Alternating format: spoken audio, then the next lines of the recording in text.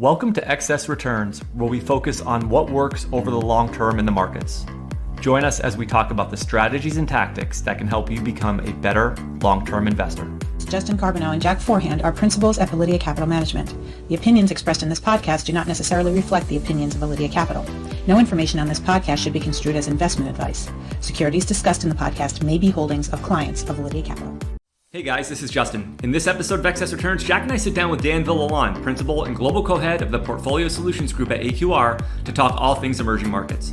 U.S. stocks have massively outperformed international and emerging market stocks over the past 15 years. We talked to Dan about why that might be, the relative valuation and attractiveness of EM stocks, the unique opportunity in the value cohort of emerging market equities, how AQR builds long-short emerging market portfolios, and much more. Dan shares his knowledge and thoughts in an informative and enthusiastic way. As always, thank you for listening. Please enjoy this discussion with AQR's Dan Villalon. This episode is brought to you by Alpha Architect for Advisors. Whether you're an established firm or just starting out, you know the right systems can be the difference maker to achieving your growth goals. That's why Alpha Architect now offers a suite of turnkey model portfolios that can be customized to fit your practice. Built on Alpha Architect's decades of rigorous academic research, our model portfolios aim to systematize portfolio management so that you can spend less time tinkering with funds and more time finding your next great client. Systemize today to save time tomorrow. That's building with conviction. That's Alpha Architect for Advisors. To learn more about Alpha Architect's model portfolios and to schedule a consultation, visit advisors.alphaarchitect.com/models. That's advisors, ADVISORS, alphaarchitect.com/models. Alpha Architect for Advisors, built with conviction. Dan, thank you so much for joining us this afternoon. Absolutely. Thanks for having me, guys. I'm glad to be here. So we're going to talk investing in emerging markets, some of the research that you've put out over the last couple of years at AQR. I think why EM stocks might make sense, particularly given what's transpired over the last decade with the U.S. Outperforming emerging markets, and why investors should be thinking about that, relative valuations, and a whole bunch of other stuff relating to emerging market investing. So we're really looking forward to this. It's a Friday afternoon in August. We're happy you're with us. We're surprised you're with us. We're not all on vacation, but this is going to be fun. So thanks. Absolutely. One of the things that we wanted to do just before we get into this is you have a unique early experience in your career, and that involved you being involved in the winemaking business. And I don't think you were like standing in a barrel, stepping on grapes. Although if you were doing that, that's pretty cool too. But, I just wanted to kind of learn and hear a little bit more about maybe that early experience for you, what got you into that, because you're the first person we've ever had on the podcast that's been involved in that business. So we're interested in hearing about that. Nice. I'm glad to hear. I'm the first for something. Wine was, in a sense, a happy accident. I didn't go to college for viticulture or enology or any of that stuff. I went to school for physics. Wine was just something I kind of became curious about. There's a lot of different subjects or avenues in life where you encounter just diehard nuts.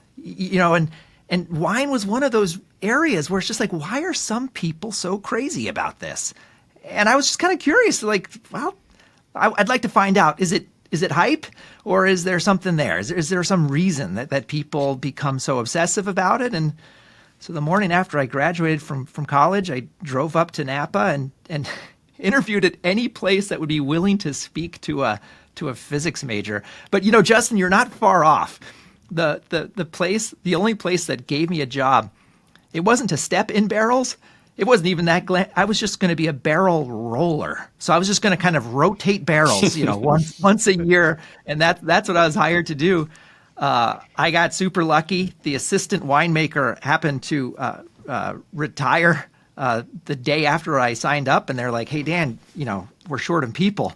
Can you handle some more responsibility? And so that's how I got into it.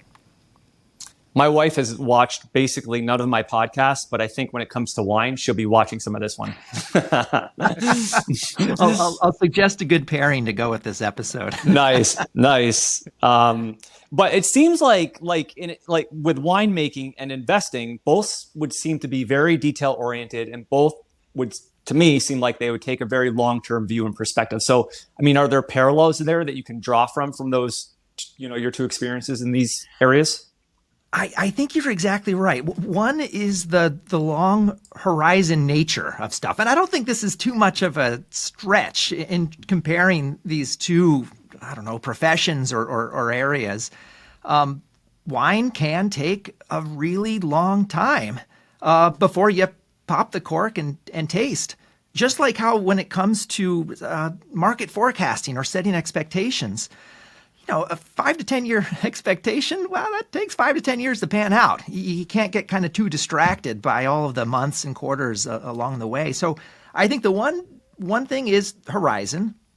The second is so little is in your control, right? If you're farming grapes, you can't control the weather. You are at its mercy. The best you can do is risk manage around it. Yeah, sure, maybe you have a little bit of a forecast. If it's going to rain tomorrow or in 3 days. But you got to deal with what cards you're given. With markets, it's kind of like that too. Anyone who thinks that they can kind of control things, I mean, they're not going to last for very long. It's really about how do you play the cards you're dealt. With markets, it's a very noisy environment, and you just that's part of the course. Being a factor nerd myself, I had to try to tie factor investing somehow to winemaking. And I'm just wondering, when I see the $10 bottle at the store and I see the $100 bottle at the store, what are the major factors that differentiates those two? This is one of the great mysteries. There was a paper done a while ago called the critter effect. Just like how there's sort of a value effect in factor investing, a momentum effect, et cetera. And they were trying to figure out, can we explain why it is that some bottles, all else equal, the same grape, the same region, the same wine advocate score, why is it that some bottles seem to sell for more? And the critter effect posited, okay, let's look at what's on the label. If there's a wine bottle with a frog on it or like a bird, do they command a premium compared to ones that don't? And this is an old study, but they found, yeah, the critter effect is real. I forget what the magnitude is, but this is one of the explanatory variables for why some wine costs more than others. It's not one of the major ones, of course. There's other stuff, the winemaker's name, the region, all this other stuff. But it is kind of neat that you can find factor effects in wine. This is actually a study that another a partner at AQR and I are hoping to do. It's sort of like on our long-term to-do list, is to figure out this is getting back to kind of finance factors. Does the value effect and the momentum effect hold up in wine prices as well? So momentum, maybe bottles that are kind of selling for more versus their peers over the past 12 months, do they tend to continue increasing in price? Value, you could take kind of the price of a bottle of wine relative to whatever a critic assigns it. Maybe it gets a score of a 95 or a score of an 85. That would be kind of your fundamental anchor. And figure out, the ones that are kind of lower relative to the critic rankings, do they tend to outperform over the next whatever, how many months or year period? So I feel like this paper is going to have an awesome title. Somehow liquidity is going to be in it, but it's something I'd love to take a crack at. Yeah, that would be my ideal world. Basically, if factors are applied to everything. Yeah, for me, being a nerdy guy like myself, that would be perfect. I mean, I think markets are so picked over in terms of factors and stuff. It's kind of neat when you can take an idea that exists in one domain and test it where it has never been tested before. This is something that AQR gets probably too excited about. If we find some factor, say time series momentum, like trend following, and we say, okay, hey, we just uncovered this great data set. We've never tested it here. Does it hold up? And I really want to believe that it's going to hold up in wine if we get to do this study. We're going to get into emerging markets, but just one more before we start with that. This was kind of a fan situation for me having you on, because Justin mentioned, he's like, Dan Villalon's coming on from AQR. I'm like, do you know who that is? And he's like, oh no, who is that? And I'm like, The Curious Investor. I'm like, that's one of the best investing podcasts of all time. You guys did such an amazing job with that. And I was just wondering maybe if you could talk a little bit about what you learned from that experience. Yeah, well, thank you for listening to it. Boy, the first thing I learned was, this is going to sound like I'm kissing your guys' butts here, but doing a podcast is really hard. It is not as easy as just turning on a mic and talking. And so it takes a village. Having a co-host is super helpful, and that was kind of thing one. The second thing I learned is it's really hard to translate information that is normally written in a 50-page paper or shown in charts or tables. It's really hard to verbalize that stuff. I think it's critically important that it happen. I think podcasts serve an invaluable role in the finance community, but it's tough. I think so often, especially when it comes to academic, kind of quantitative financial concepts, the natural ecosystem or environment for sharing that information is the written word. So being able to translate it to audio, it's difficult, but I think people who are doing it are doing a service for the community. And just to your point on it being hard, like what we do is hard, but what we do is, we're going to take this interview, we're pretty much going to lightly edit it, and we're going to put it up. What you guys did is way harder. And when you're narrating and then cutting back and forth to clips of people talking and stuff, that's a much, we've done that for a few episodes. And I know it's way, way harder to do that than it is to do this. We're gluttons for punishment. So I want to shift to international investing, and then we're going to get into emerging markets. But I want to talk about international investing in general at first, because you've sort of got different, U.S. stocks have done so much better than international stocks for such a long time that you've got a lot of people now saying, you don't need international diversification. I know Jack Bogle was a big proponent of this, whether it's you've got everything you need in the U.S., you've got multinational companies, or U.S. companies just do better, or there's some reason for U.S. companies to trade at a premium. International diversification's kind of gotten a bad rap. And I'm just wondering, in your research, what you found in terms of the value of international diversification. Yeah, I'm with you. Not only has international diversification gotten a bad rap, but people have acted on that bad rap. When we speak with investors, and if they kind of share with us their asset allocation or their tactical decisions, relative to that asset allocation, very often we find a U.S. overweight, often funded by emerging, but sometimes also funded from developed international kind of ex-U.S. And I get it. It's like you said, U.S. has trounced the rest of the world, generally speaking, over the past decade. It's really hard to stick with something or to go into something when the past decade has shown you that it was a terrible idea. This is sort of like driving with the rear view mirror. It's an unavoidable aspect of investing, particularly if you're in an organization where you have a board and you have other folks kind of overseeing a process. It's really hard to get them to look ahead. So this was one of the reasons that Cliff Asness and Antti Ilmanen, we wrote a paper. It was published in the journal Portfolio Management a couple months ago.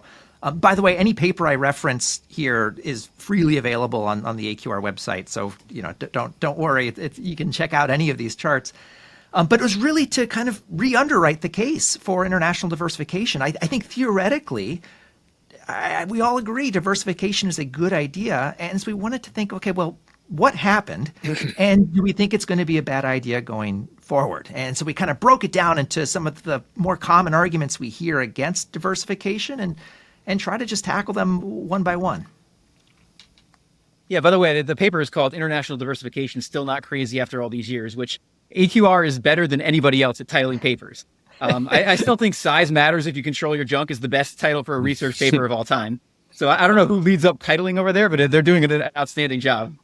I'm glad you raised that, because very often Cliff is given credit for the funny titles. And to his credit, he very often does come up with the funny titles, but not always. And whenever someone else comes up with the title, Cliff is always kind of given credit, and that poor soul who came up with it is like, that was mine. I think the Size Matters was actually not a Cliff one. I won't reveal who it was in case he's embarrassed by it. But the international diversification one was actually, that was an Antti Ilmanen suggestion that we went with. And how do you think, this is kind of an overall question with a lot of things, because as value investors, we sort of dealt with this as well.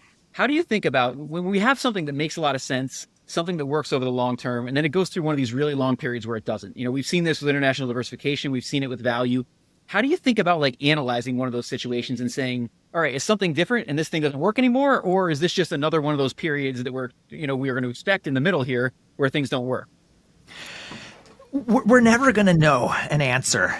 And when I say we, I mean globally, we are never going to know if this time is different. To some extent, this time is kind of always different, but is it going to be so different that history becomes irrelevant? So a couple things you can do. One is, if the past decade kind of went against what you think it should have done, well, then maybe look a little bit longer and say, okay, with longer context, was the past decade an aberration or was it actually kind of more consistent than you would have expected just based on the past? So take international diversification as an example. Yeah, since 1990, it seems like a pretty atrocious idea. I think the U.S. outperformed per year IFA by like 4.6%, something crazy like that.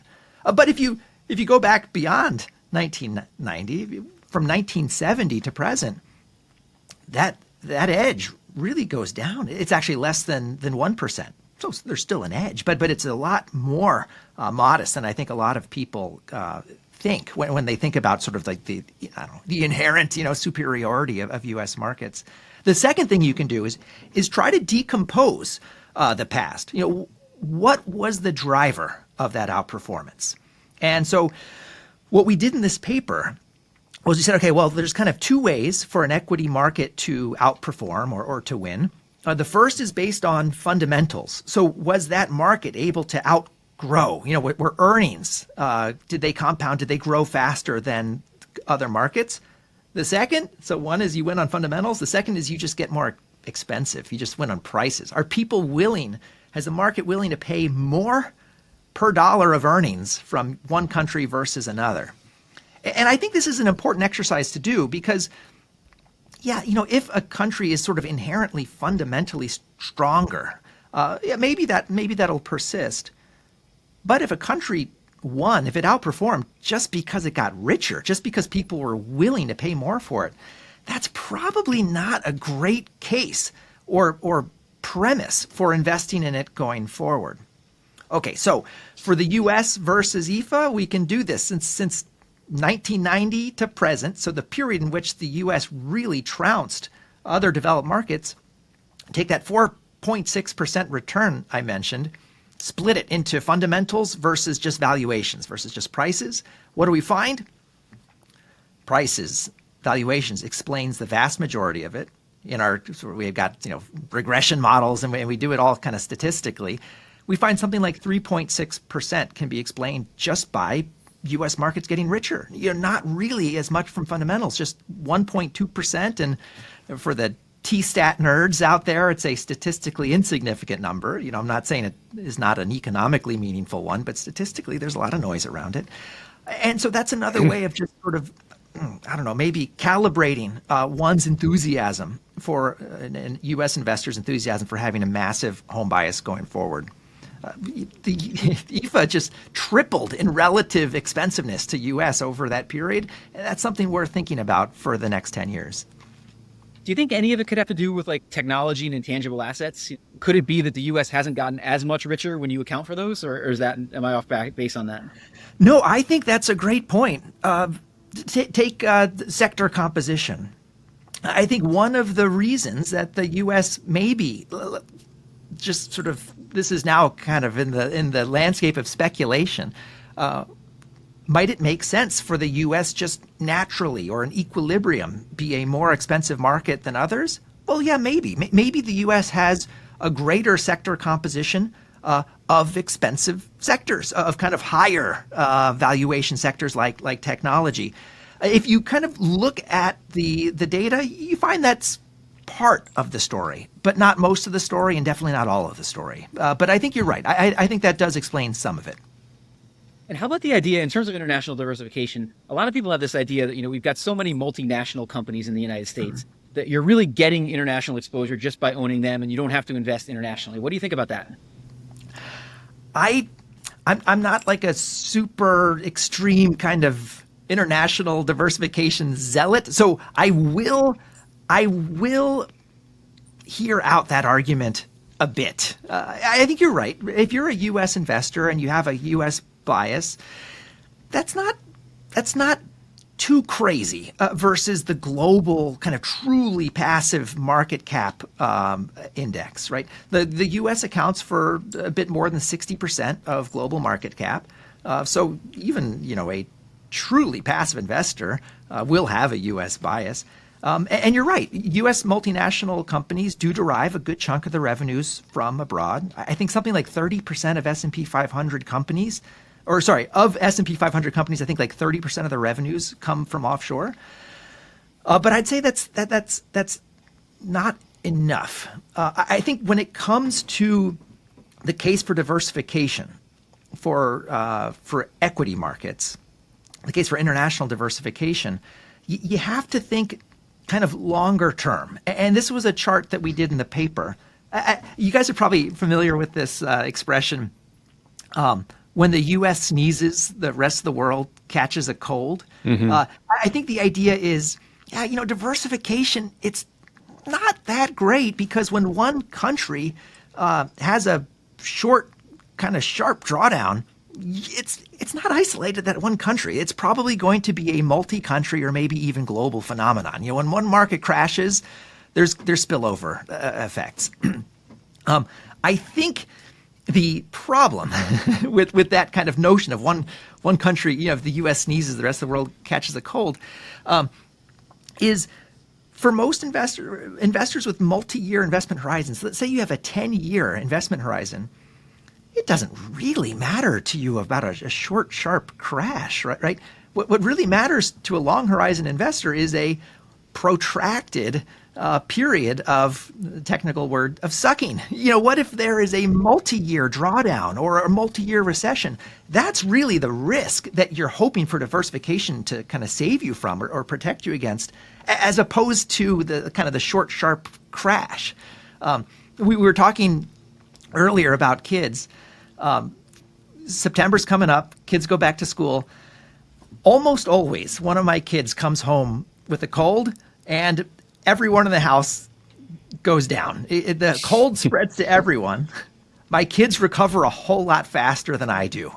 And I think that's the case for international diversification, right? Yeah, sure, maybe in a crash, all markets go down, but some are going to recover a whole lot more than the market that you might be in. And so that's really the case for international diversification. It tends to hold up really well, not so much in that initial drawdown, but speeds up the recovery of your portfolio. It's interesting because we've seen a lot of those short, sharp crash type bear markets recently. But, we may, and obviously no one knows, but, that's not necessarily what every bear market in history has been. And, we may be in a more protracted one now. And that's going to shock a lot of people, I think, because, we're used to 2020 type thing. I mean, that might have been an extreme, but we're used to big decline. We come back. If something dragged on for years, it would be a lot of investors, today wouldn't have seen something like that. Yeah, I think you're exactly right. And I do think it is maybe an underappreciated aspect when it comes to risk management is the speed of the risk, the speed of the drawdown actually matters. So often when it comes to thinking about risk mitigating strategies or diversification or hedging, people think about, okay, what's my kind of my worst tolerable loss, kind of the depth of a drawdown. I think the duration of the drawdown is something that people need to consider as well. It's the slow burns that are going to be the ones that are more likely to impair wealth creation over the long term. So shifting to emerging markets, you wrote a great paper called Re-Emerging Equities with Michelle Agassi. And we've talked about international stocks and how they're cheap, but you've also looked at it sort of as we break them into the categories. We've got the U.S., we've got developed markets, we've got emerging markets. And can you just talk a little bit about what you see when you look at emerging market valuations today? Yeah, and I think that order is kind of right. If you look at, just for simplicity, let's take the Shiller PE or Shiller CAPE as it's sometimes called. So price over earnings, the U.S. these days is about a 30 times earnings. International ex-U.S. developed markets are about 18. And then emerging is the cheapest at around 14 times earning. And so we wrote this paper to figure out, well, okay, it appears like emerging markets are relatively cheap. Are they way cheaper than they normally are? If so, do we think that there's an opportunity for investors, or does it seem like they're cheap for a reason? Is this actually an opportunity, or is this something that maybe people just sort of keep on the sidelines? And how do you think about that? So when you look at emerging markets right now, you talked earlier about your framework with fundamentals, and you talked about internationally, fundamentals don't really justify what's going on versus the U.S. When you look at emerging markets, is it the same thing? Yeah. So with emerging markets, I've caught so much heat for having this sort of constructive view on emerging markets, because people say like, Dan, what about country X? What about country Y? Did you hear about this presidential candidate? I will caveat right now, like you said, Jack, that this is a valuation based. So this is sort of a 5 to 10 year view. When it comes to market forecasts, there's no perfect. It's to paraphrase Churchill's, democracy is the worst form of government, except for all the others. Valuation-based forecasts are kind of a really bad way of forecasting, except for all of the other ways. When you look at all the different ways of trying to come up with, okay, what do we think returns are going to be over the next 5 to 10 years? Valuations are kind of hard to beat, even though they're not perfect. And so that's really where we're taking the view. We're saying, okay, from a valuation standpoint, what do we think about these markets? And to be constructive on them, I don't really have to take too much of a heroic stance for the following reason. Most investors are either implicitly or explicitly already underweight emerging markets. And so even if you just have sort of an average case for them, you would think that investors should probably just re-up, get back to a more neutral position, as opposed to necessarily overweighting them. I say investors are either explicitly or implicitly underweight. Explicitly is, you just have a view and you underweight them. Implicitly, you guys are probably familiar with the eVestment database. So this is a database of institutional managers. And one of the neat things with the database, it's got like 28,000 funds. You can add up all of the underlying positions that managers have. And so we did that. And we added them all up and we compared them. Okay, let's add up all of the positions in emerging markets and compare it to the global market cap. And we found there's about a 25% underweight, even with delegated investment managers. So investors are kind of getting sort of this additional implicit underweight. And so coming back to the piece, we wanted to figure out, is that justifiable today? And we found, looking at the opportunity set based on valuations, we think over the next 5 to 10 years, investors should revisit the underweight that they probably have. How do you think, this is something I wonder a lot, as quants, how should we think about, you mentioned those political risks before, how should we think about that? I mean, that's not going to be in our models. I mean, obviously one way was probably we diversify across the countries, but there are the situations like Russia where the market just goes away. And, Russia on like a quantitative basis probably looked pretty cheap before it went away. So I'm wondering, like, as a quant, how do you think about that? How we should think about like those political risks that sit out there in emerging markets? Yeah, I mean, I think the first cure is way too strong a word. Some doctor is probably going to be like, Dan, you this is not a cure. But I think the first kind of thing you do, not necessarily a cure, but is diversification, right? In some sense, all of these kind of idiosyncratic risks, these event risks in emerging markets, if anything, highlight the importance of diversifying across them. One other thing I'll mention is for context, emerging markets of global market like cap weight is something that's hovering around 10% of the market cap of global market cap weighted portfolio. China, I think, is the elephant in the room for a lot of emerging market investors or people contemplating an emerging allocation. And they often say like, I just can't get comfortable with the risks of China. What do I do? Okay, does China matter? Yes, it's the biggest country by market cap weight in the EM index. It's something like 32%. Twice as big as the next largest ones. India and Taiwan are each about 15%. But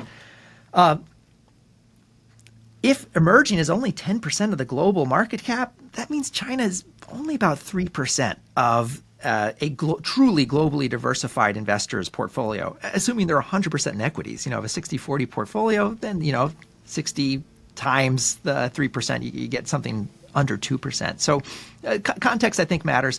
But returning to China, some of the feedback we got on this paper, on this re-emerging equities paper, was how much of the result, how much of the kind of current case for diversifying into emerging markets is driven by China.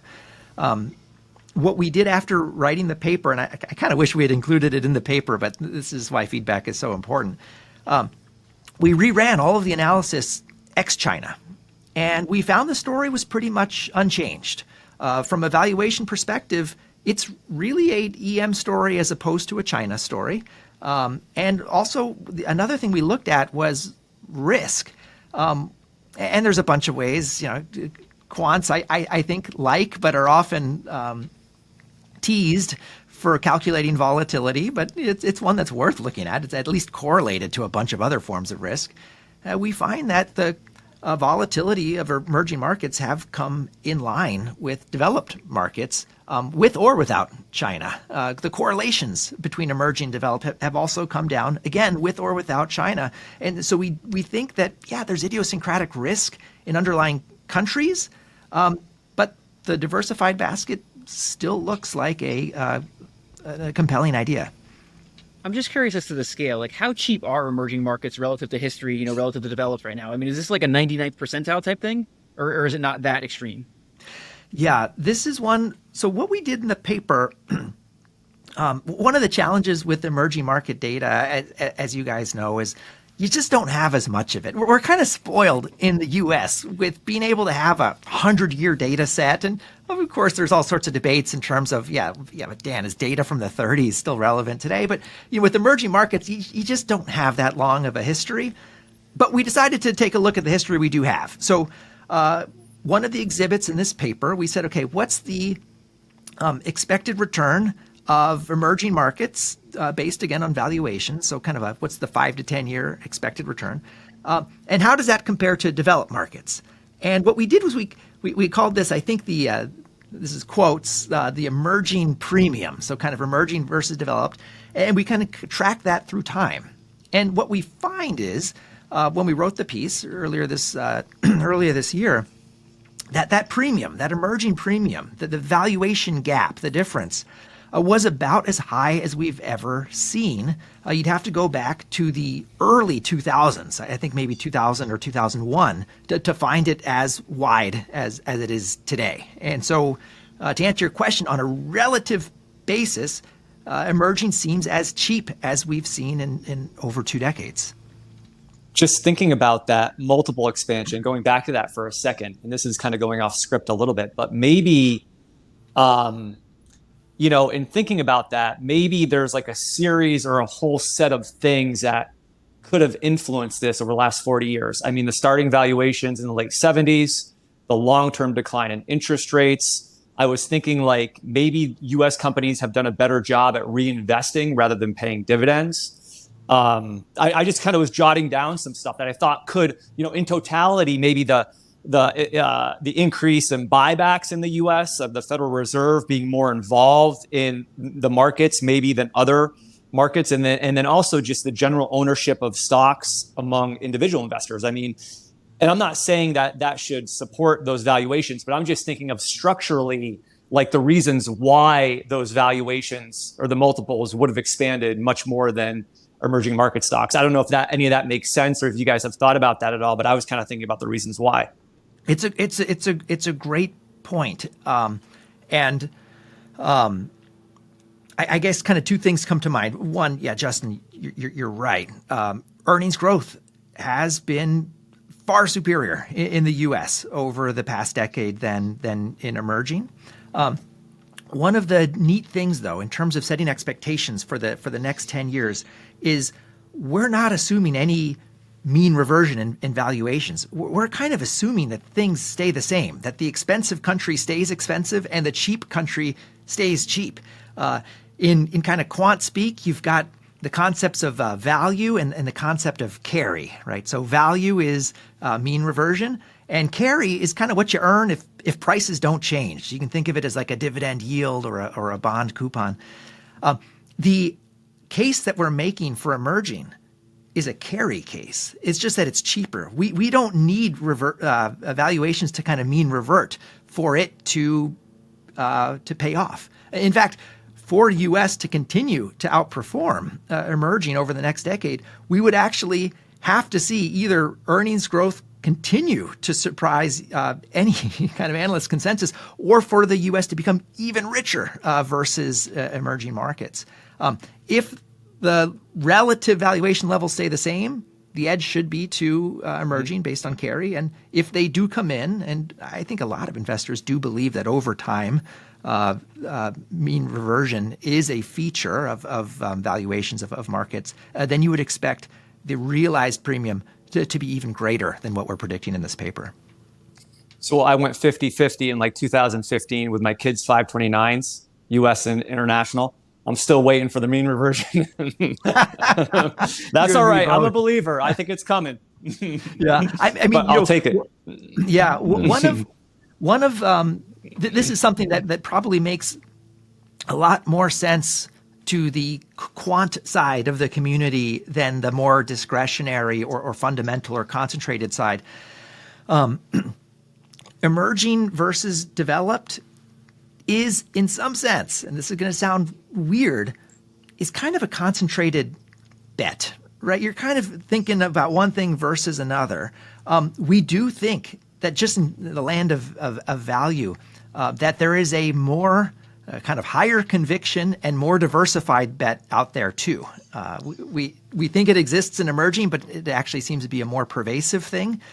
And that is just in general, cheap stuff seems priced to outperform expensive stuff by more than we've seen in decades. This is something called the value spread. And this is another kind of high conviction, I would say kind of higher conviction, because it's a more diversified call than sort of just emerging versus developed. Well, and I think to build off of that, in your re-emerging equities paper, you sort of, I think, made the argument that, the opportunity in emerging might be a little bit more active emerging market value rather than, a wide swath of emerging. So can you sort of just talk to that a little bit?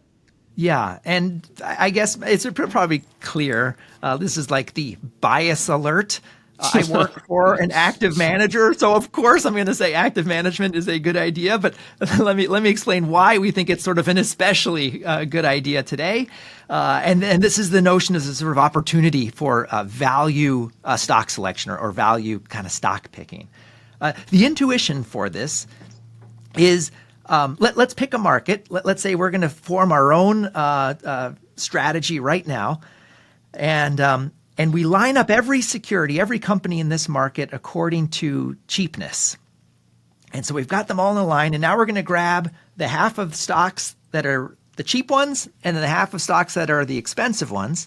And we're going to calculate, okay, what's the valuation of the cheap guys and what's the valuation of the expensive guys? Now, I'm going to start with something really dumb, but then it's going to get interesting.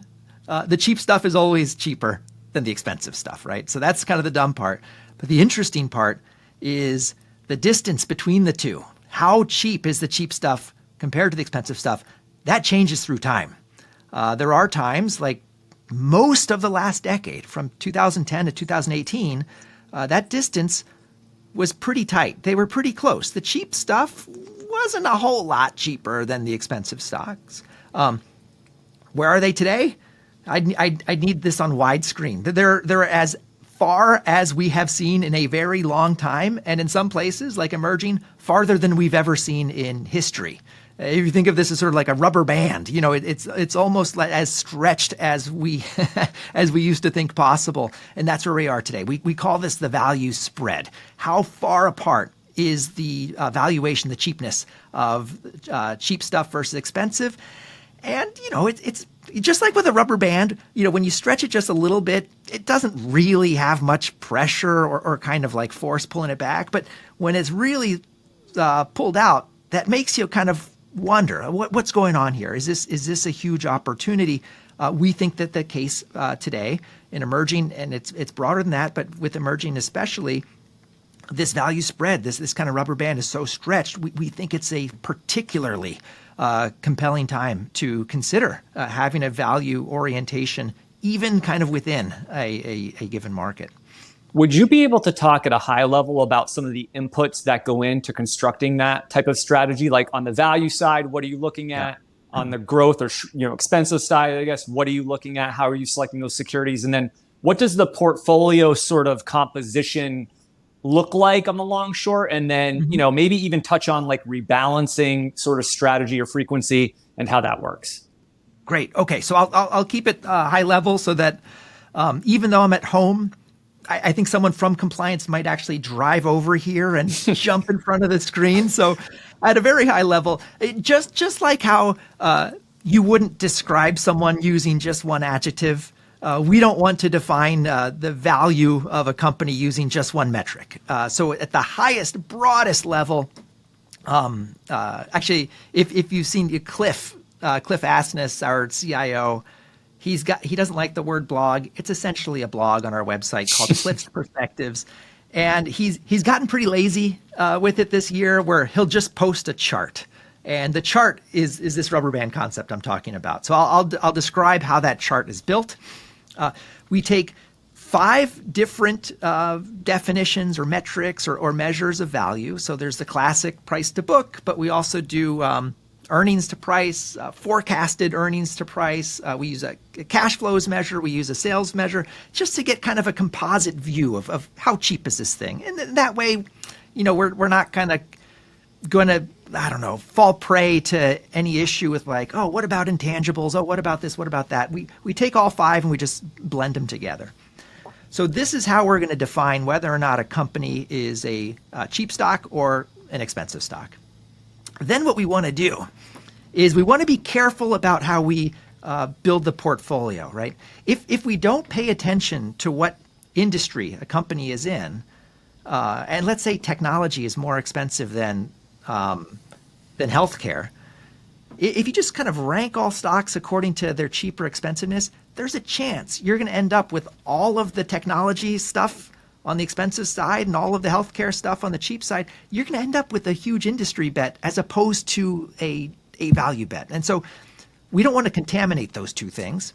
So what we do is we say, okay, on a sector neutral basis. So kind of go into every single industry, and within each industry, find who's the expensive guy, who's the cheap guy. For international, we do it country neutral as well. We really want to focus just on the valuation differences as opposed to that other stuff, industry membership, country, all of that.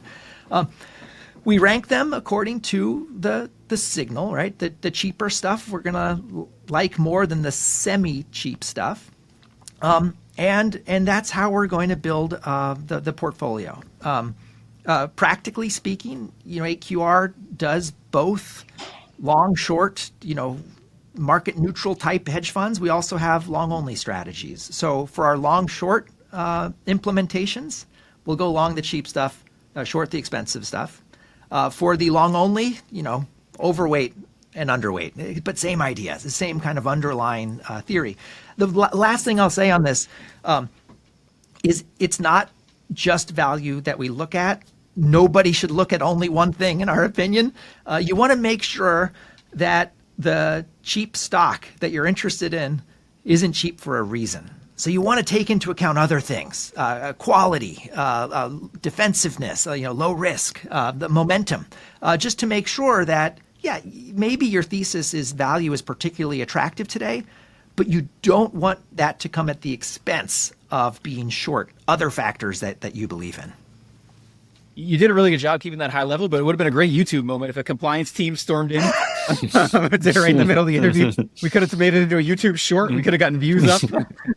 Well, it sounds like, too, one of the things that you're focused on, and this is something that we have thought and tried to, when we're thinking about our investment strategies that we build, is how do you manage and control tracking error? Because, the more tracking error you have, the more deviation from the benchmark, probably for the most part, the less investors that are likely to stay with you, especially during those 3 or 5 year periods when a strategy goes through, relative underperformance. So, how do you guys think about that? And it might be different between the long short and the long only. I mean, those are going to have different risk characteristics, but, just generally when you're thinking about your EM strategies, how are you thinking about tracking error?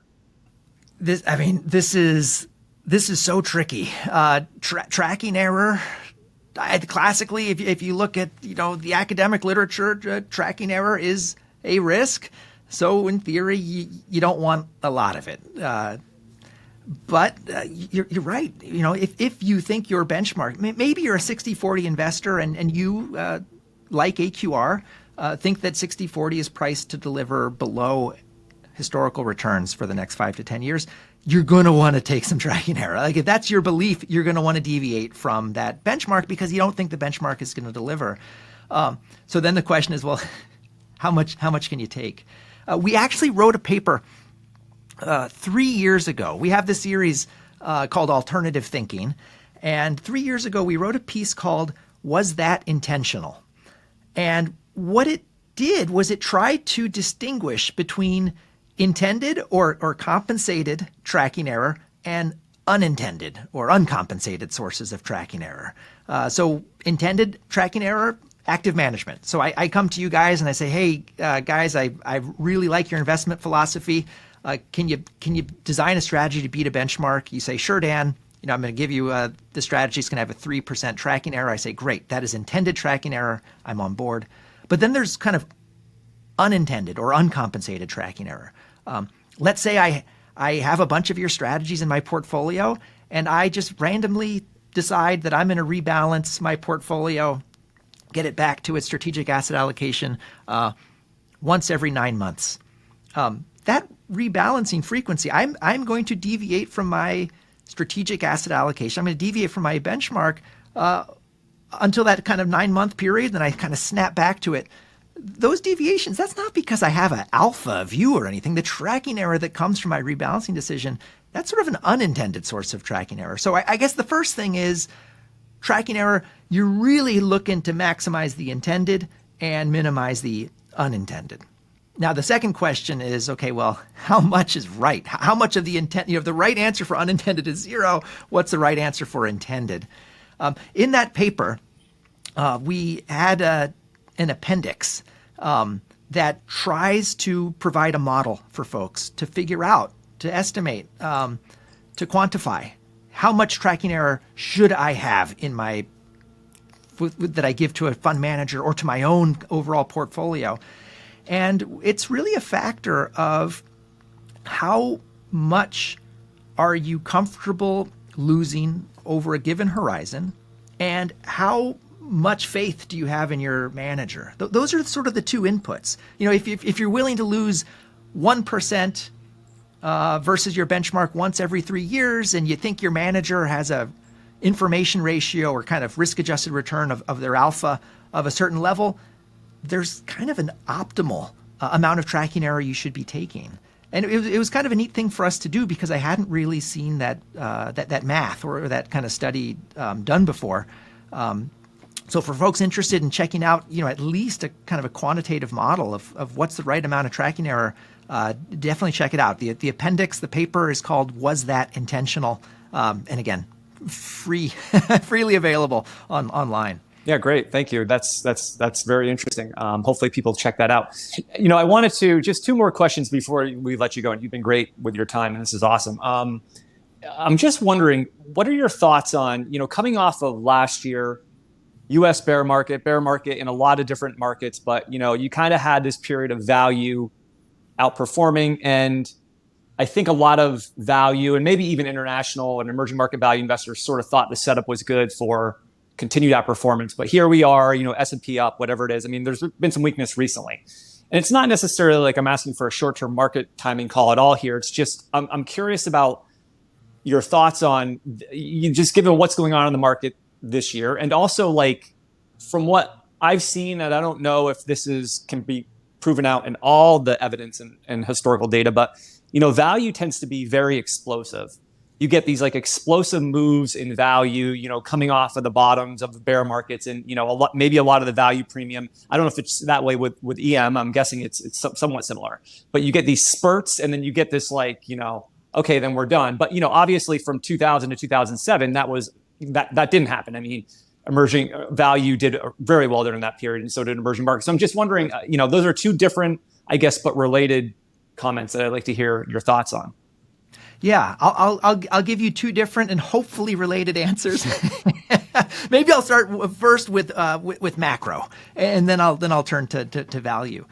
A piece that I can't take any credit for, someone else in the firm worked on, looked at macro uncertainty.